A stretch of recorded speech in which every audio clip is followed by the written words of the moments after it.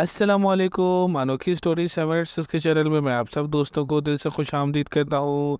प्यारे दोस्तों और प्यारे बच्चों, आज मैं आपको दर्द भरी दास्तान की आखिरी किस्त सुनाने जा रहा हूँ। कुछ अरसे तक हमने बाहर की खाक छानी, भीख मांग मांग कर हमने अपनी पेट की आग को बुझाया। फिर कुछ दिनों के बाद अल्लाह पाक का एक नेक बंदा, जो एक बहुत बड़े फलाई इदारे के मालिक हैं और आज इनकी औलाद इस इदारे की मालिक है, उन्होंने हम दोनों को देख लिया। वो किसी जगह अपने काफिले के साथ जा रहे थे। अचानक हम दोनों को कचरे की ढेर पर बैठे देख लिया। वो अपनी गाड़ी से उतरकर हमारे पास आए, हमारे सर पर प्यार से हाथ रखा और हमें अपने साथ ले गए। मरकज़ पहुंचकर उन्होंने मुझसे पूछा कि बेटा, आप दोनों यहाँ क्या कर रहे थे। पहले तो मेरी आंसू निकल गए, मुझे देखकर मेरी बहन भी रोने लगी।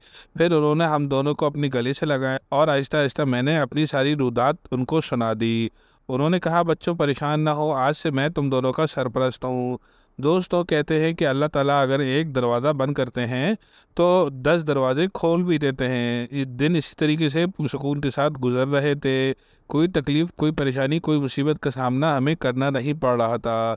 वक्त पे खाना मिलता था और वक्त पे हमारी हर चीज़ पूरी हो जाया करती थी। आज मैं एक बहुत बड़ा कपड़ों का व्यापारी हूँ और मेरी छोटी बहन ने अपनी मेहनत के साथ डॉक्टर की डिग्री हासिल कर ली है और वो डॉक्टर बन चुकी है। दोस्तों, अगर आप लोग ये सोच रहे हैं कि फुप्पी का क्या हुआ, तो फुप्पी के दोनों बेटों के बड़े होते ही माँ ने दोनों बेटों के नाम अपनी जायदाद कर ली। इसका बुरा नतीजा ये हुआ कि आज फुप्पो दर बदर की ठोकरें खाती फिर रही हैं और इन सारे मामलात को देखकर और औलाद की रवैये को देखकर फुप्पा का इंतकाल हो गया है।